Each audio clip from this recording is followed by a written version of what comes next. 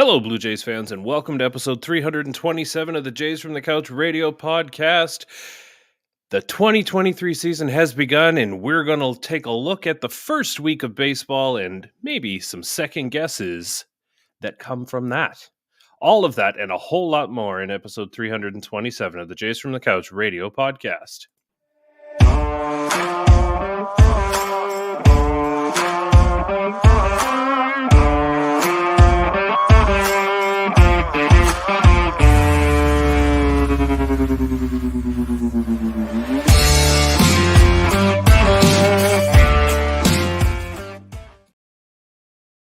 All right. The 2023 season has begun. We're one series in, and the sky is falling. It's great to be back talking Blue Jays baseball again. I want to throw out a couple of reminders before we start here. First of all, a reminder that we've created the Blue Jays Talk for All Facebook group. Come on in, join the group. It's Blue Jays Talk for all, for everybody. Everybody's welcome. Come on in, sign up, join today, and start talking some Blue Jays. As well, I want to take a minute to remind you that we're partnering with Left Field Brewery. These guys are doing great work, a little brewery out of Toronto. They're doing great work. They've got summer blasts happening all over. They've got a bingo game that every time you catch one of the things happening during the live broadcast, you can enter yourself into a contest. Even things like pitch clock violation or Bo flips his hair. Hello.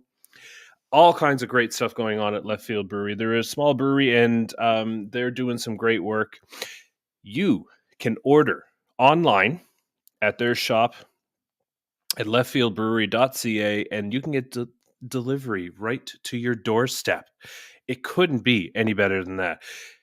When you do that, fill out your cart, load it up with some goodies, add a free koozie in there, and use the code from the couch, and it's free. You don't even have to pay for it. Little something extra from Jays from the Couch to keep your beverages nice and cold. So look for all the Left Field Brewery activities that are going on across the city. And one last plug.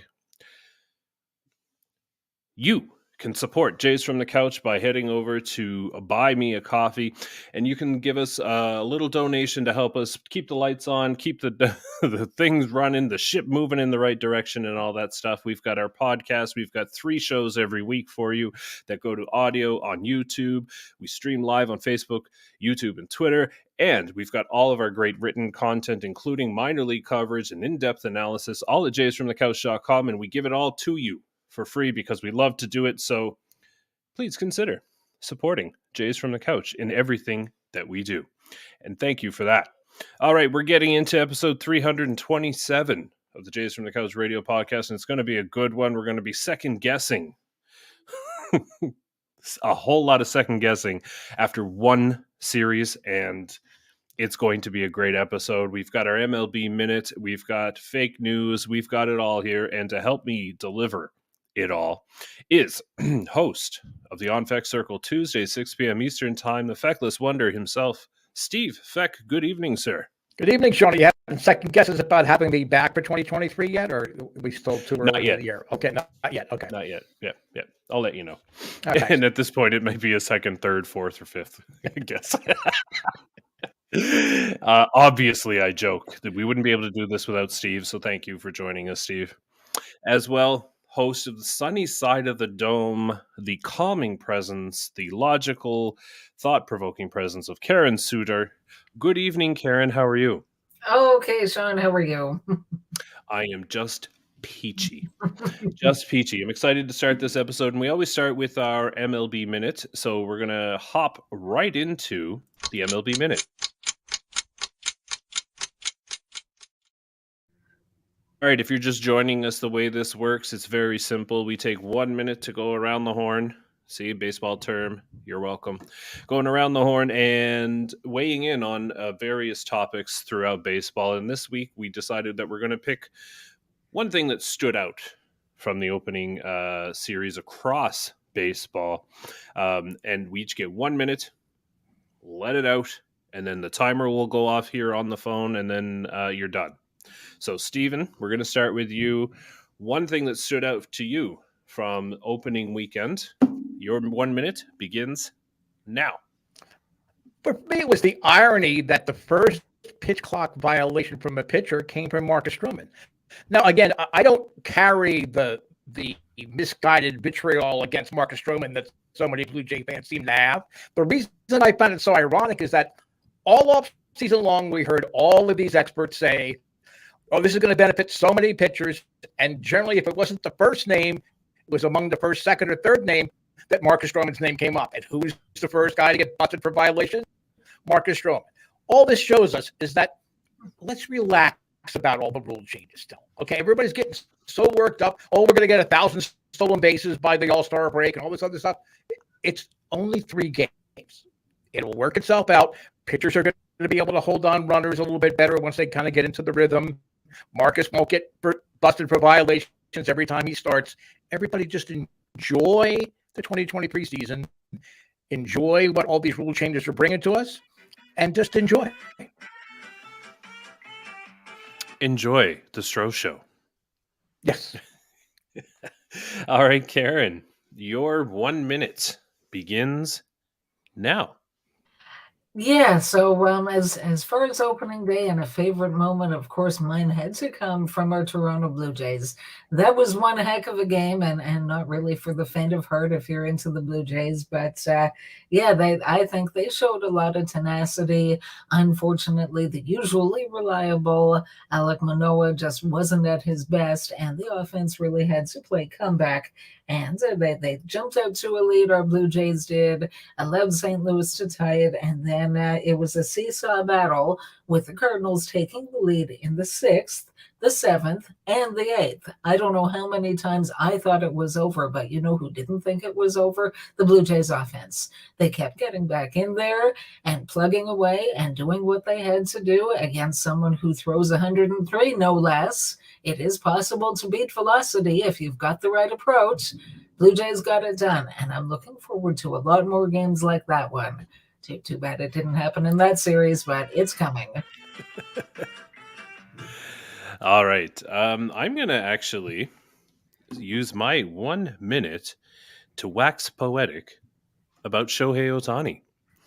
I don't know that there's a better baseball player in the game right now. And I know we go on and on about Mike Trout, but oh my goodness, Shohei Ohtani, 10 strikeouts, 6 scoreless innings in his first start for the Anaheim, Los Angeles, West Coast Angels, whatever they're called these days. However, and I should say, they ended up losing the game. Of course, this is what's going to happen, I think, in a lot of Shohei Ohtani starts. You're going to find that he, standing out as an elite monster of a human being, doesn't fit with the Anaheim Angels. I don't know how they're going to continue. I don't know if that an extension is in the works. I don't know. But right now, it's just almost to the point where it's hilarity, right? Shohei Ohtani is doing his thing night in, night out, and the Angels can't keep up with them. And on a side note, Aaron Loop, former Blue Jay, is the one who gave up that lead for the Angels. I just thought I'd throw that in there, you know. Whatever. Karen, so here we are, and Steve's just hopped out here. He's having some internet connection issues, so we'll keep trucking on along here. But let's start very broadly, Karen, before we dive into our second guessings. Your reaction just from the overall, the first series. Like, first of all, here we are, a long winter. A lot of things happen, getting the old excitement needle kind of pointing and bursting the bubble, so to speak. Everybody's just ramped up, and then you come out in St. Louis and lose 2 of 3. In ways, Alek Manoah wasn't at his best. Chris Bassett, I don't know what the hell that was. So, Karen, here we are. Things that probably won't happen all season, shouldn't have happened in the first place, but did happen. And the Blue Jays are now 1-2, tied for last place in the division, which, you know, I mean, obviously that doesn't really mean a whole lot after 3 games. But Karen, what are your initial thoughts coming from the offseason into that series? Right. Yeah, I mean, that first game was just so exciting, and it kind of seemed to everything that people have been saying in the offseason, the improved outfield defense, things like base running, and honestly, I love, hey, Steve, you're back. I love that kind of offensive approach. I've always really liked small ball.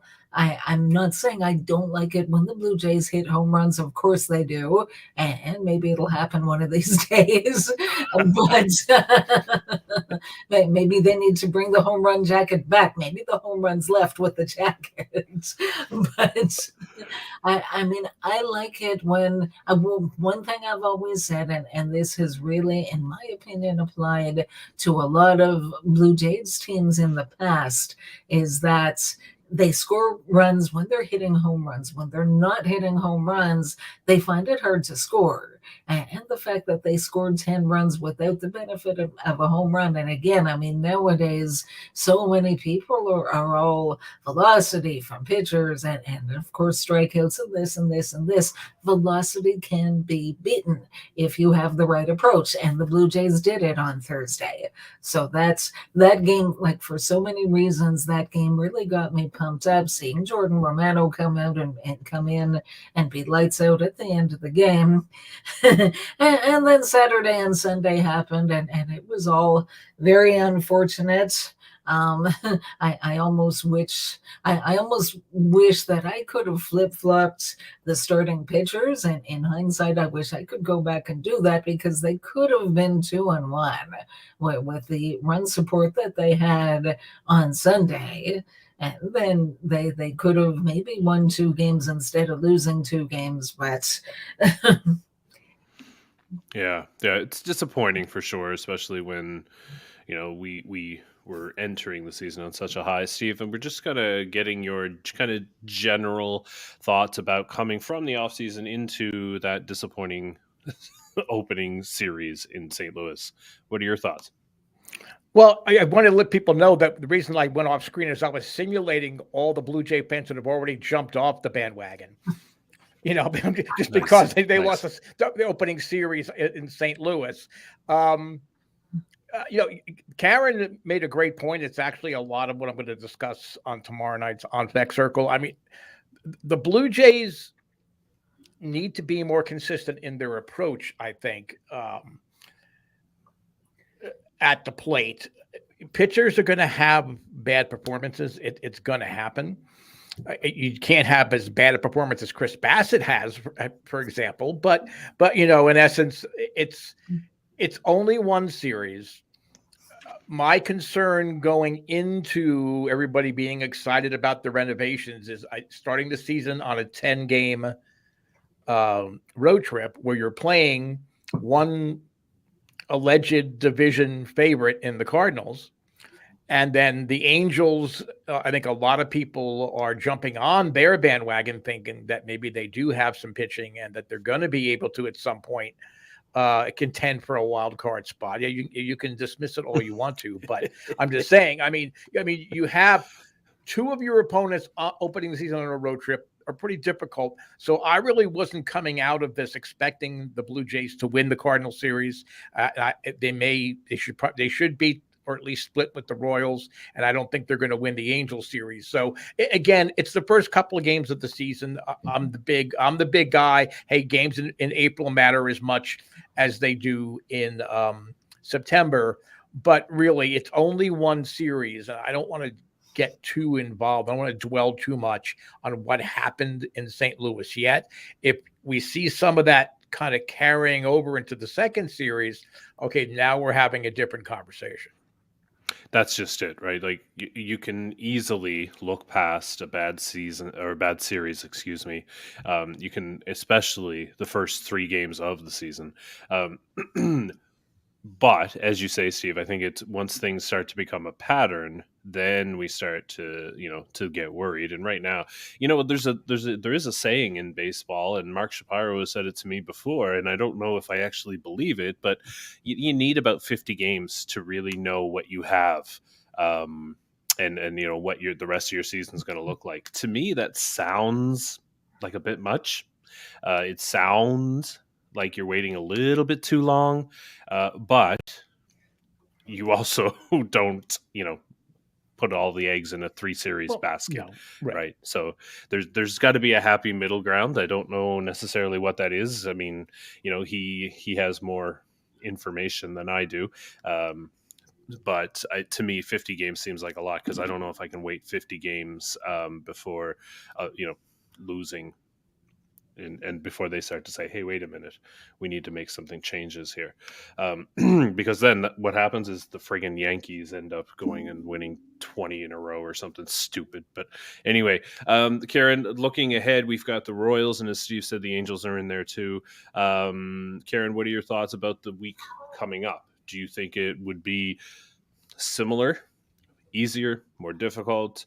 What are your thoughts on entering into Kansas City with Jose Barrios on the mound, by the way, and Yusei Kikuchi? It just all of a sudden I started feeling a little heavy in the chest there. Before you answer, Karen, New Brunswick, Canada guy, Barrios has had bad career numbers pitching in Kansas City, so could be an interesting game tonight. What are your thoughts, Karen, heading into Kansas City? Lord. Yeah, man, for some reason, Whit Merrifield isn't in the starting lineup against his old team. So not quite sure the thinking there. But yeah, I mean, in theory, Major League Baseball is never easy, regardless of who your opponent is. But yeah, I mean, the St. Louis Cardinals are a good team. They were a playoff team last year. They're projected to be one again this year. So it was never going to be easy. I really hoped the Jays could at least take the series 2-1, and obviously that didn't happen. I don't think Kansas City or Anaheim will be as difficult opponents as the team that they just faced. I'm hoping that they'll do decently. I'm hoping that they'll win the series against Kansas City. And I was looking at the Jays miss Shohei Ohtani, at least as a pitcher, because he's pitching in the upcoming series against the Mariners.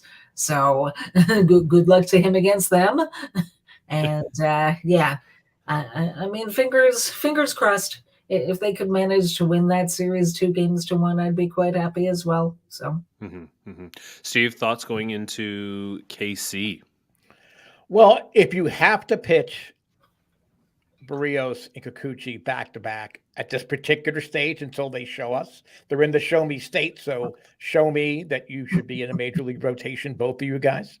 Like that, huh? It's a good offense to have to match up against, because, I mean, in Kansas City, outside of Salvador Perez, I don't know that they have any hitters left. I mean, they've got some young guys. They've got the kid at first base, what is it, Pasquantino, who has great power, but he also has a great propensity to strike out a lot. So, especially with a guy like Kikuchi, I'd imagine that he's going to be a little bit off balance. I don't know that he'll even start against Kikuchi, but these are games you have to win. Yes. You don't need to sweep. This is a series you have to win. My approach to baseball in general is you win every series that you can, and at the very least, you split series that are even amount of games and not odd amount of games on the road.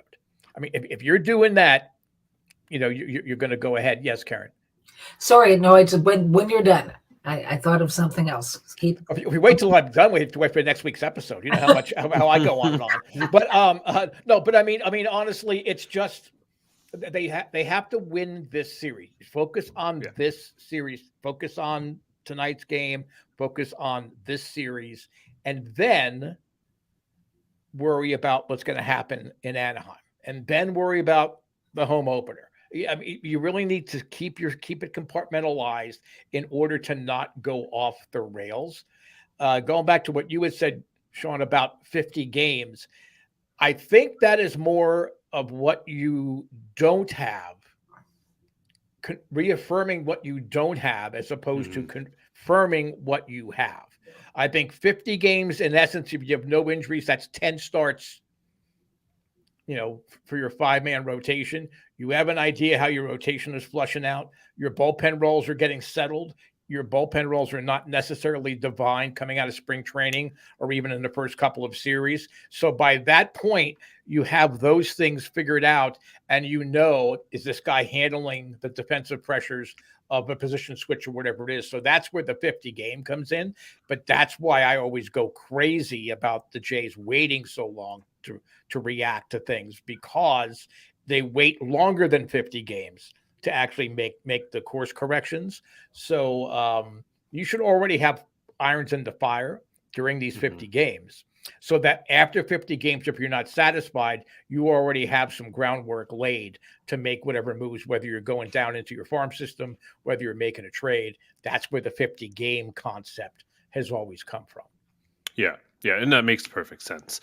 I just don't know that I can wait 50 games for them to fix something if the 50 games are going to be like this. Go ahead, Karen. Right. Yeah. So just circling back to the series against the Royals, I mean, this is a team that hasn't won yet this season and actually didn't even score any runs at all until Game 3. So if this is an offense, if there is an offense in baseball that the Blue Jays pitchers can get right side up against, hopefully it's this one. Right. Fair enough. All right, just want to take a second here before we move into our second guesses and remind everybody that at Jays from the Couch, we are working real hard to put an end to the ugly, nasty, terrible disease that is ALS. We have our ALS campaign where you can make a cash donation, tax-deductible donation. The link is on the Jays from the Couch website, and you can donate to all the good things that ALS Canada is doing. As well, we also have set up our Redbubble shop where you can get yourself some Jays from the Couch swag stuff. We all get swag. We've got swag for the main show, the main podcast. We've got Sunny Side of the Dome merchandise. We have On Vex Circle merchandise. It's all there. And 100% of the profits will go directly to the ALS Society of Canada. We're not doing this to make money. We are doing this to eradicate ALS. Please consider helping us today. All right, let's move into our second guesses. And Steve, we'll start with you. The idea here is that the season is young, and we all understand that. This is the caveat that under which we're operating. We get it. However, there are some things that have made us kind of second guess, whether it's in-game decision, whether it's roster construction, whether it's whatever, whether it's the home run jacket. There's a lot of things to second guess at this point. Steve, we'll start with you, and basically what you do is just kind of lay out your second guess for us, and then we can kind of unpack it. Well, my second guess, I think, would be the final roster as it was constructed. And I'm gonna focus more on the offensive side and the bench side as opposed to the pitching. I'm surprised they sent Pearson down, but there's the old saying, fool me once, shame on you. Fool me twice, shame on me. Or in the case of the Blue Jays, fool me 3 times, then I'll be the new general manager of the Toronto Blue Jays, because obviously they're putting up with that stuff. Pearson has to prove that all of this promise and potential is going to translate into results in games, not on side sessions, not in the Dominican League or Venezuelan League or California Penal League or wherever the heck he was pitching this offseason. Okay. It has to translate into results. He has to pound the strike zone. He can't be trying to be too fine. He has to let his stuff work for him. So I understand sending him down. And when you think of it, did you want to risk losing Trevor Richards? You probably would have had you not carried him. I think Zach Pop has earned a shot at a prolonged look at being not necessarily a leverage guy, but being an important bridge guy in the bullpen. So I'm going to look at the bench. if you're going to continue to play Whit Merrifield, and in theory, Kevin Biggio, I'm assuming Kevin Biggio is going to play at some point. He's going to get a start, I guess, at some point. I don't know whether it's going to be in Toronto, but he's going to get a start at some point. Today. Is he really in the lineup? Or is he the bat boy? Because they want to make sure that the bat boys are not delaying the games. So he's actually in the lineup. That's good. That's great to hear. Okay. So if you're going to continue to say these guys are going to be our reserve outfielders, why are you carrying Matt Lukes? I understand he bats left-handed. I bat left-handed. I'm not on the Blue Jays 26-man roster. Okay. Matt Lukes probably could have done well, just like having Barger down in the beginning, getting some at-bats, regular at-bats at Buffalo, and then bring them up if the need comes in. So if you're going to have Merrifield and you're going to have Biggio in the outfield mix, then it makes sense to carry Otto Lopez coming. He had a great WBC. I mean, I understand he was a little banged up coming out of the WBC, but nothing that's preventing him from playing. So I really have a second guess as what they were thinking of when they decided to go with Lukes and not Otto Lopez, if indeed you're committed to playing Merrifield and Biggio in the outfield. What's Matt Lukes going to do? It's not like he's going to be a threat on the bench. Oh, my God. Maybe we need to bring a left-hander in now because Matt Lukes is on the bench. So we need to burn up all our left-handers because Matt Lukes is on the bench. They're not going to do that.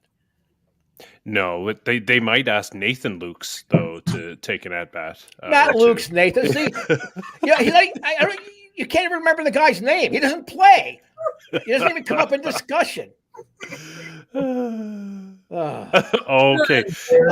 I am such a dope, but still. No. Before I forget, though, Matt Lukes, remind Nathan me. Lukes, St. Luke's doesn't matter. He's not playing, so send him back to AAA and bring up a guy that is used to being on the bench in the major leagues. I'm telling you, if he gets hurt, the reality show is already made. The Lukes of Hazard. I cannot wait. Nice. But remind me, because when we get to our fake news segment, that Dulcimeris has just chipped in, and I'm throwing it in there. Anyway, okay. So I think I agree with you, Steve, with regard to the whole outfield mix thing, right? Because if you've got Biggio, who's tabbed to be George Springer's replacement, apparently, if you've got Merrifield, who's stepping into the outfield as well, you don't need an outfield only guy, Matt or Nathan Lukes. It doesn't matter.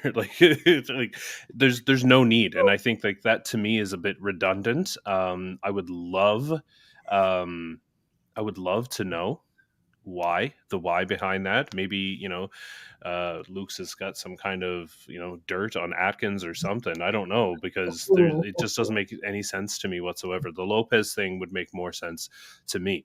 And as Merrifield, I've already made my stance on him clear, that he's there to steal bases, and if he's not, then he shouldn't be there. But Karen, go ahead. I'm going to throw it over to you to kind of help me with the unpacking of Steve's second guessing there. Right. Yeah. I mean, I think I mostly agree with what you said there, Steve. In thinking about who would get the final roster spots, firstly, I thought it was Otto Lopez's job to lose. I mean, the way I envisioned the way both he and Addison Barger had such fantastic springs, I thought it would go to Lopez, but I thought it would go right down to the wire, right down to the final 1 or 2 spring training games, and then they would announce it. And instead, they optioned Barger with like a week to go. And then we're waiting for the announcement. And oh, surprise, it's not Otto Lopez, it's Nathan Lukes. So, yeah, I saw him play. And the first game that we went to when we were down there, he starts off the game by making a really nice catch in center field. And he had, I think, 3 hits that day. I mean, is he himself going to be a difference maker? Probably not. I mean, it seems to me like they have him there to have at least one natural outfielder outside of the top three, assuming that they aren't all, and they already haven't, all played 162 games. We've had Kiermaier with a day off already. So that's what I thought they were thinking there, but I don't know. Yeah, it's odd to me, right? Because how much of an impact can he actually have?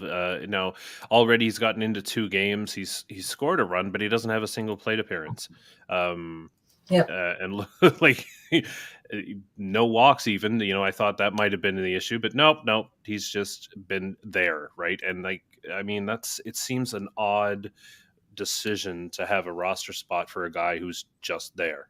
I wanted to get back to Nate Pearson, though, Steve, because I think that to me is the other part of what you said that really stands out to me. I do not, I'm not quite sure why Nate Pearson hasn't been given a longer look at the big league level to start this season. Other than the fact, and Karen pointed us to a tweet from Keegan Matheson of MLB Today that, he's working on locating that 98, whatever. I don't really, whatever the reason, I think I'm with you that it's like they've got to come up with a path for Nate Pearson. They've been dithering for so long. I'm surprised that he's only now down to, he's still got 2 option years left, which I thought was a bit of surprising considering how long they've been dithering on what to do with him. So I think it's like they almost had the perfect scenario to start this season to do something with Nate Pearson. And I guess, maybe they're waiting just for an even more perfecter time. I don't know. It doesn't make sense to me. I will say that I think Yusei Kikuchi's spring had a lot to do with this because Yusei won that 5th starter's job. He won it. I still say they should have groomed him in the bullpen, and that way there would be another really strong left-handed presence in that bullpen. But he just pitched too well. You couldn't say you did everything we asked, and you shortened your delivery. You've done and all of the good things you've done, but you're still going to the bullpen despite everything you did. I think that's a bad look. I do not think it's a contract thing. I truly do not, because if you're getting value out of somebody as a reliever, okay, maybe he's overpaid as a reliever, but if he's bringing value there, then he's earning his salary. So I think that made a decision there. But it's also, I think, it's competence and it's repeat performances. We've seen these flashes from Nate Pearson, throughout his career. But I remember his first start, the first inning. He was obviously nervous, but he was pounding the strike zone, and even though he was up with some pitches, he was getting people to swing and miss. But then in the second inning, as soon as people started laying off those pitches, got a couple hits against them, it looked like he was waiting to be hit by a bus. I mean, he just loses his composure, and I think they really have said to him, "Look, you have got to show us that not only can you pitch consistently in the strike zone, but you're not going to fall apart if things don't go well. You can't do that at the big league level." And I think that, in essence, was sticking Nate Pearson in the corner. This guy, okay, it's timeout, Nate. You're going to go sit in the corner here in Buffalo, and then if you're a good boy, okay, and you don't misbehave anymore, then we'll bring you back out. You can come out and play with us at recess time. Yeah, I mean, maybe. I mean, back to the Kikuchi thing. Like, yeah, he earned it. He absolutely earned it. I'm not taking anything away from him. But if he wasn't the 5th starter, who the hell else would it be? Like, that's my concern, and I'm so thankful that he did have a good spring.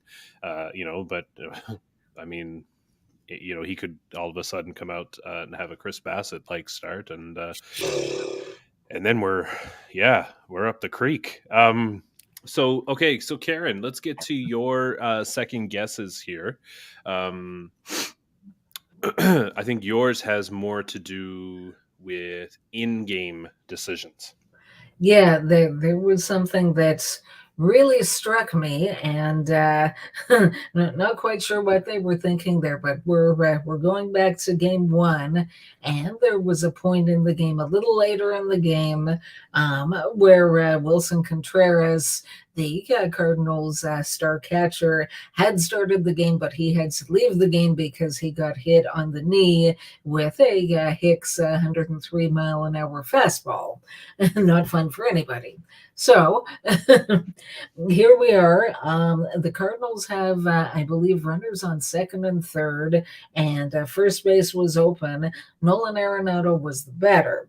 The on deck hitter would have been Contreras if he was still in the game, but since he was out, their backup catcher, I'm not even sure how to pronounce his name, Keisner, anyway, well, whatever it is, he's a backup catcher, and he was the on deck hitter, and the situation screamed, don't give Nolan Arenado anything to beat you with. Even if you intentionally walk him, you can load the bases and you have a much better chance against the on-deck hitter. Instead, they chose to pitch to Nolan Arenado, and he made them pay. And that could have been the game right there. Fortunately, the Blue Jays, as I mentioned earlier, they did come back and score again and again and again, and they won that game. They weren't giving up, so thank goodness. But that's the kind of strategy that could have cost them in that game, and that I think they should really pay attention to in the future, because they do something like that again, and it could be the difference between winning and losing. Right. So what's the solution in that do you not pitch to him? Yeah, that's what I'm saying. First base was open. You walk Arenado, and you pitch to the backup catcher, and your chances of getting out of it unscathed are a lot better that way. Yeah. So, Steve, I'm gonna defer to you here because, and again, something that you don't necessarily talk about a lot, but you have a lot of experience, kind of behind the scenes in scouting and whatnot, and so walk me through that decision because, with Karen, it's very clear, like, oh well, they have this guy. You can't even say his name. You can definitely say Nolan Arenado, right? Let's walk him and pitch to the guy we can't pronounce. So, Steve, why didn't they? I don't know why they didn't pitch to Matt Lukes. No.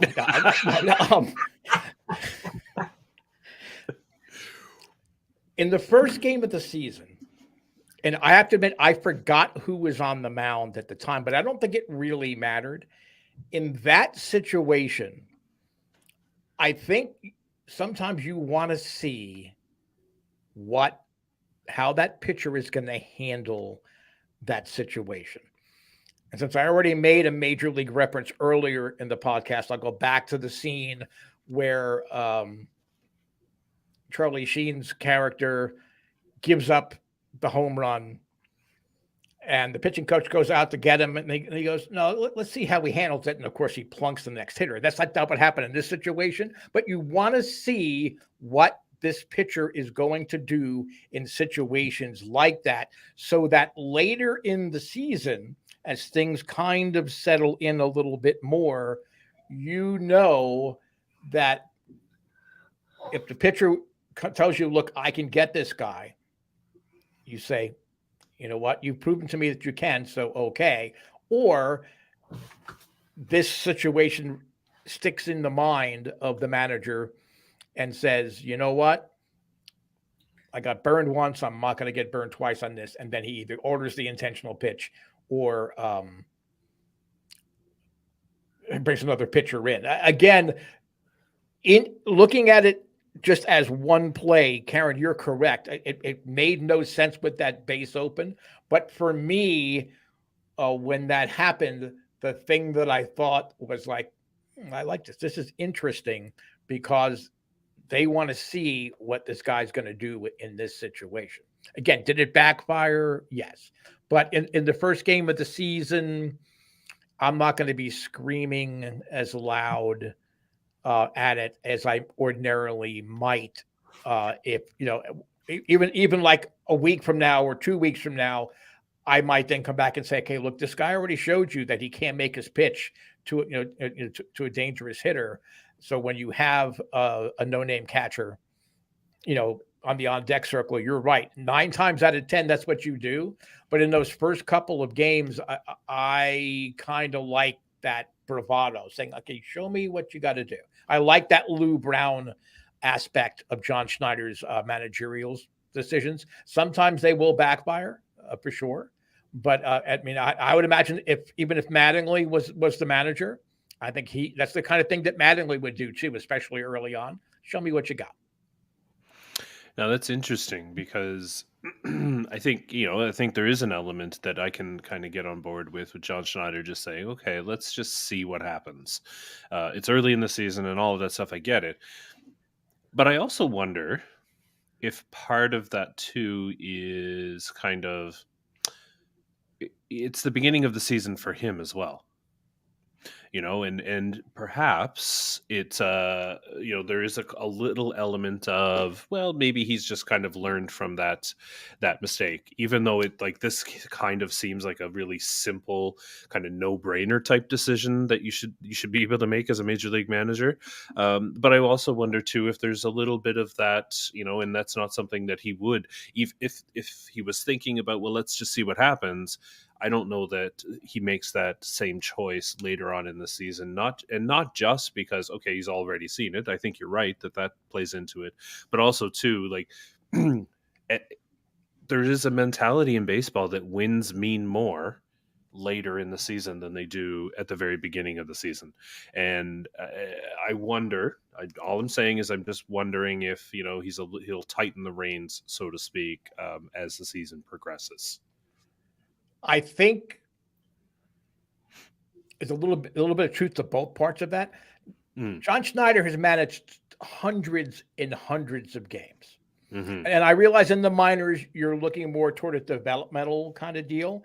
So that's probably, I think he'll always be a developmental guy because he has gone up through the various ranks, not just with the guys on this roster, but he has come up through the ranks where ultimately, until he got to the major leagues, development, especially in the Blue Jay system, development is more important than wins at the minor league level. So I think he'll always have a little bit of that in him, where he's always going to give somebody a little bit of a short leash, not a long one, a little bit of a short leash. And again, show me what you can do. So I mean, that's where, if this was May and that happened, I would be right with Karen, right. And I would be with the torches and going through the streets saying, "What are you doing?" Okay, but because I mean that's what I took away from it. Certainly, at my amateur and high school coaching days, I wanted kids to have an opportunity. Right. I would look now. Again, Schneider did not come out to the dugout or Walker before that at bat, correct? If I remember right. I don't think so. Well, I was listening on the radio, so Ben Wagner doesn't tell you important things like that. He's too busy talking about, well, boy, this hot dog was amazing. And don't forget, it's Looney Dog night, in whatever day it is. So you don't kind of get as much, listening to Ben Wagner as you do getting to watch the game. But I don't believe that there was a mound visit there. But I mean, if Schneider came out there, I'm sure he would, or Walker would look the guy in the eye, and they would get a sense, what? Like, yeah, he can get it. But I think Schneider was just using his instincts and his developmental approach to managing in that particular situation. Perhaps you may be right. It's such a contrast, because it felt like when he took over the manager's job last season, every decision he made was to win a game. Every single thing he did. And it seems to now not do the same thing in that game. In this situation, it doesn't seem to match, right? So whatever the reason is, regardless, whatever the reason is, I don't know that he'll let it go much longer. And like, how can you, like, that seems to me, if you want to talk about accountability, which is almost a word that makes me vomit now, we've heard it so much over the spring. if you want to talk about accountability, there's a very easy decision versus or a decision that had an impact on the outcome of the game, right? Like it just, those are the things that he himself is talking about when he talks to his players about accountability. Now, in this game, the Cardinals bullpen was struggling a bit, correct? I think we would all it went back and forth. So yeah, I mean, they weren't getting dominating pitching, and they certainly weren't throwing many strikes coming out of the bullpen for the Cardinals. So you're also putting that into the equation. Okay, even if this backfires, based on what we've seen in our scouting reports and all, I think our lineup is going to be able to score runs on this bullpen. So it's one of those back and forth kind of things. The only reason that I'm so in support of what Schneider did was because it was the first game of the season. And that's and so that's really, until everybody really has had a chance to pitch in situations and roles are settled, I think you're going to see some of these decisions where you kind of go, that's really, really interesting. And I went, but I did not get as worked up about it because it was opening day and it wasn't in June and July, where by this point, what everybody is doing, where they're falling short, where they're excelling. And if you make a decision like that, then you're back in Charlie Montoyo territory, where it's like, no matter what happens, what it says on the paper, that's what it is, So it's a tough one. I mean, are you happy when it happens? Of course you're not happy. But I think given the situation at the time and the situation in general with the Cardinal bullpen, I think that it did actually warrant showing some faith in your pitcher. Yeah, and the other thing too that that goes into managing is you give your players the room to prove themselves until they don't, right? And then it's like, then they can't argue with you when you're pulling them out of a game, unless you're Kevin Bishop and they never give you a chance. But yes, well, then you're never getting in a game, so it doesn't matter. Yeah, right. Anyway, that's why he managed games to win. He told Kevin, "That's right. I was managing to win games." Thanks, Skip. Thanks. Exactly. So insulting.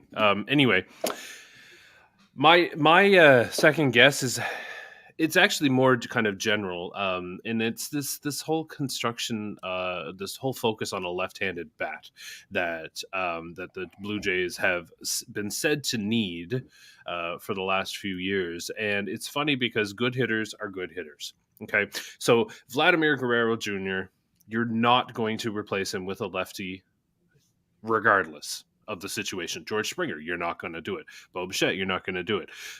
But for some reason, this team is too right-handed heavy. We need lefty bats. And so this is what they did. They traded for Dalton Varsho. They signed Brandon Belt. Rightly or wrongly, they signed Brandon Belt, right? And so Kevin Kiermaier, another lefty bat. So they've clearly made it an issue and something of importance. So I guess the question that I have is, I'm second guessing it as far as why is that so vital that they spent their entire offseason? Because as we've seen it so far kind of play out in the first series, I don't think, in my opinion, it really mattered a whole lot. We had the whole lefty-righty thing.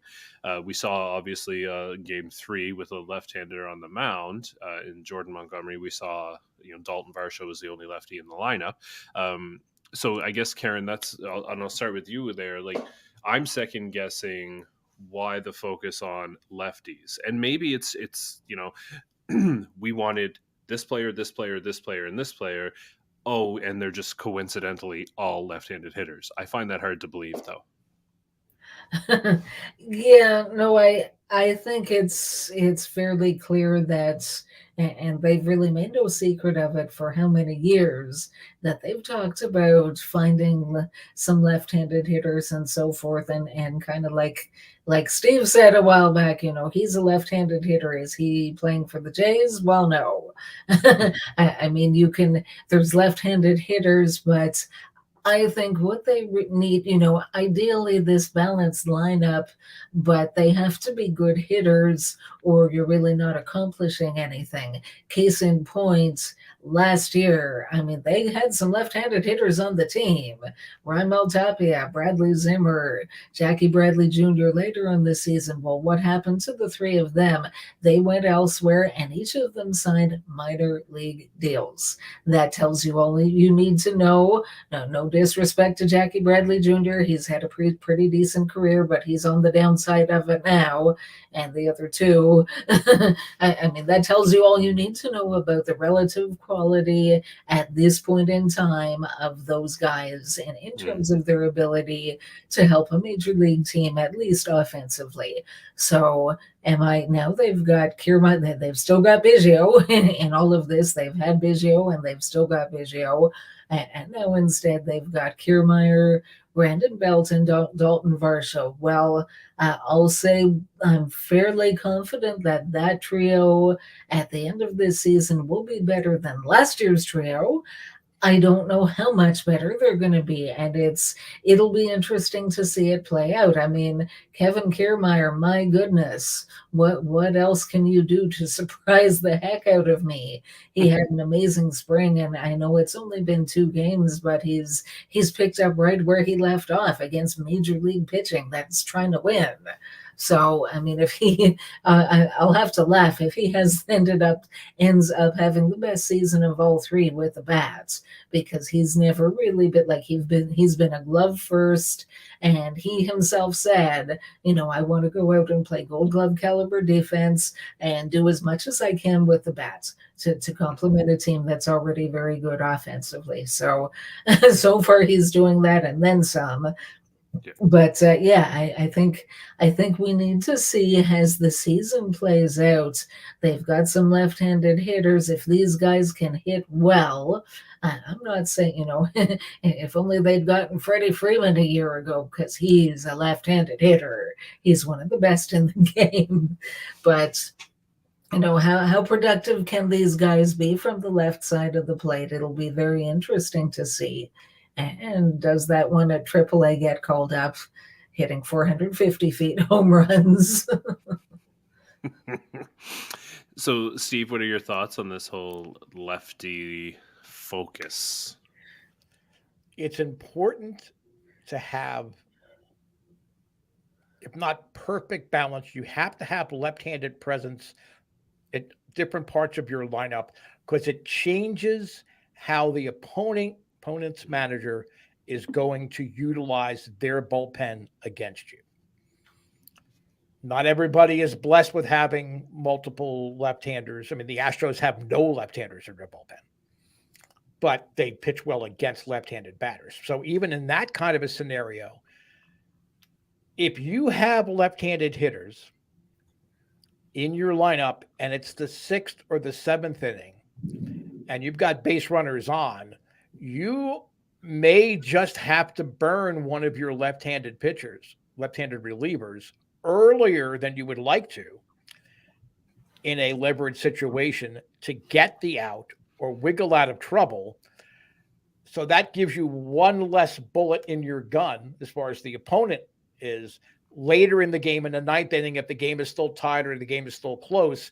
If you've already used that left-handed reliever, he's not there for you to use. So that's where the presence within the lineup, but especially on the bench, is important to have left-handed hitters. And I really think that with Schneider and with Mattingly, that's how they're thinking innings in advance, not just what's happening right now. They're looking ahead. So that's where I think making sure you brought in the left-handed bats is so important. overall, Shaun, you're right. A good hitter is a good hitter. Yeah. So in essence, it does not matter. But I mean, the one thing that Brandon Belt does, at least early in the season, until everybody realizes he's washed up and it's not going to be able to do any damage later in the season, is he has that potential. Not that long ago, he had a pretty productive season. So that's going to be in the back of managers' minds, saying, okay, boy, Brandon Belt's up here. Okay, he's 0 for 3 so far, but hit a ball or two relatively well. We know what he can do. We better bring in this guy. I don't really want to bring him in this early in the 6th or 7th inning, but we kind of need to do that because of what he potentially could do. Now that kind of flushes itself out as the season goes on, but certainly, let's say in the first half or first third of the season, I think it's really has an impact on how the opponents utilize their bullpen, and it's a bullpen game now. Right. The only other thing I would add is that there were situations last year where the Toronto Blue Jays could have used a situational bat off the bench, and now they have. And I think, Karen, that's kind of to your point, is that now they have options that they can actually use late in the game at the plate, not just defensive replacements, which is what that whole group was. Yeah. Okay, so we're going to move into our fake news segment to to put a ribbon on episode 327. And I'm very excited about that. But before we do, I just want to remind you to join our Blue Jays Talk for All Facebook group. Come on in and join us. We are going to be starting up our in-game live chats there. As soon as we're done here on this podcast, I'm hopping off and I'm going to host that. And so come say hi and talk about the Blue Jays. What could be better? Join our Facebook group today.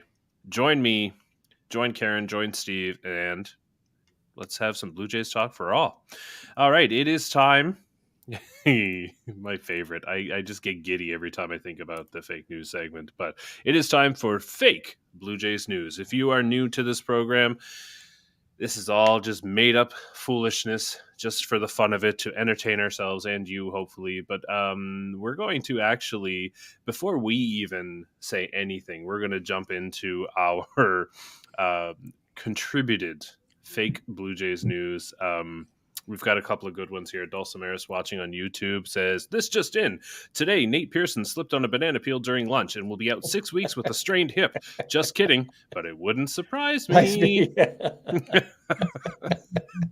Also, New Brunswick, Canada guy. Here's my fake Blue Jays news. Atkins announced in light of getting rid of the homer jacket, the Jays will no longer try to hit homers. The new plan is to walk our way to a championship. It's otherwise known as the Biggio ball. I guess that's what BB stands for. Always thought it was base on balls. No, it's Biggio balls now. Anyway, that's those are some good items. All right. So, Jays from the Couch proudly presents fake Blue Jays news. Steve, over to you.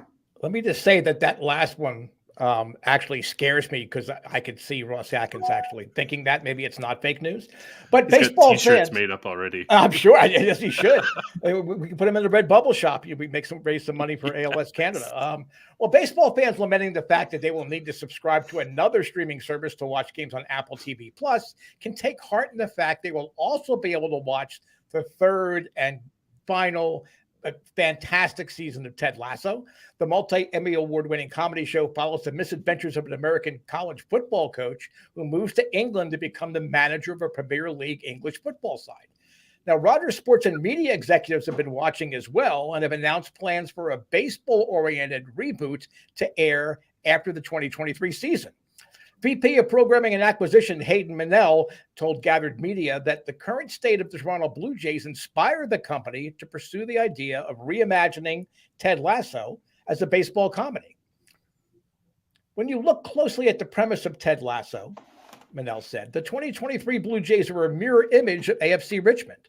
Like Ted, Ross Atkins moved to a foreign country to lead a team playing a sport he has no working knowledge of the rules and strategies. Team president Mark Shapiro's story of being obsessed with showing the team that cast him aside is much like the backstory of Rebecca. And even though Josh Donaldson is no longer in Toronto, he would be the perfect angry, washed-up legend, Groy Kent. Alek Manoah is the young brash face of the franchise Jamie Tartt aspires to be. Tijuana is the home to Alejandro Kirk and Danny Rojas. And we think Kevin Biggio is the marginalized Colin whose talents too often get overlooked. And now with the hiring of James Click, we have a Nate the Great type figure determined to undermine Ross's character and successes at every turn. Off the field, Hazel May is the PR-obsessed hanger-on, and Mike Wilner is so like the pompous Trent Grimm, always having to make a name for himself since his talents never will. No word on when casting and production will begin, but team owners Rogers Communications has indicated they are willing to have their team play home games in Buffalo during filming if payments from the production company prove more profitable than gate receipts. And also today, Pope Francis issued an apology from the Vatican for the way St. Louis destroyed the Blue Jays on Saturday and Sunday. I was shocked and saddened to learn of the beatings and abuse 26 Toronto men suffered at the hands of Cardinals in St. Louis this weekend. Ponta said, the Holy Church condemns such brutality. I pray these brave men will not be victims of such shameful humiliation going forward. Over to you, Shaun. I'm not sure. Oh my. I don't know how to follow that, so I'm just going to jump right into it. By now, everybody's aware of the renovations going on at Rogers Centre, and they're moving along, but not as quickly as some would like. The club embarked on a really long road trip to start the season, and this delayed homecoming has fans excited to see the team that has such high goals for this season. However, after dropping 2 of 3 in St. Louis to start the season, the energy around the team has changed. Club president Mark Shapiro is feeling that shift, and speaking with Jays from the Couch, he said, apparently, we can cancel the parade we had planned. It would have been a huge celebration, but at least we can now funnel that earmarked money into finishing the finishing touches on the renovations, since our season is over. Shapiro also commented on the $20 tickets that allow you to wander without a seat. He said it's the best deal in town. If you watch the first series, you see how terrible the team is, and now you can attend a game, drink, be social without actually having to watch a game anymore. As well, he added that while some seats still have cup holders, walking around and not having a seat would potentially present problems. But Mark Shapiro has an answer for that, like he does for everything. He said, one more start like that and Chris Bassett will be your designated cup holder. He also added that Nate Pearson is next in line, saying, we've got to find a use for Nate somehow. And that has been Fake Blue Jays News. Poor Nate. Man. Anyway, although poor Matt Lukes, right? Anyway, that brings us to the end. The roster that they meant to call up Nate Pearson, and instead they called up Nate Lukes. There you go. It's resolved. Oh, jeez. Atkins can't even tell his Nates apart. He's the worst. Anyway, episode 327 is in the books, and what a good one it was. Thank you both for joining me, as always. I really appreciate it. Don't forget the On Feck Circle tomorrow, 6 p.m. Eastern Time, and Sunny Side of the Dome Thursday, 6 p.m. Eastern Time. We are weekly. The season's off and running, and so are we. Can't wait to cover the 2023 season. Don't forget, join our Facebook group and our live Blue Jays game chats. Come on over, have some fun, talk some Blue Jays. Check out the Left Field Brewery. Go to their website and throw a koozie in your cart, and we'll cover it. Jays from the Couch. It'll be free to you. Use the code from the couch. So, don't forget the audio version available everywhere you find a podcast. And of course, our live stream here on YouTube, Facebook, and Twitter would not be what it is without the participation of our viewers. So thank you so much. So for Karen, for Steve, for Ross Atkins, and poor Nate Pearson and Matt Lukes, this is Shaun Doyle. You can follow me on Twitter at Doyle JFtC, hoping life gives you a juicy fastball down the middle and you don't miss it. Take care.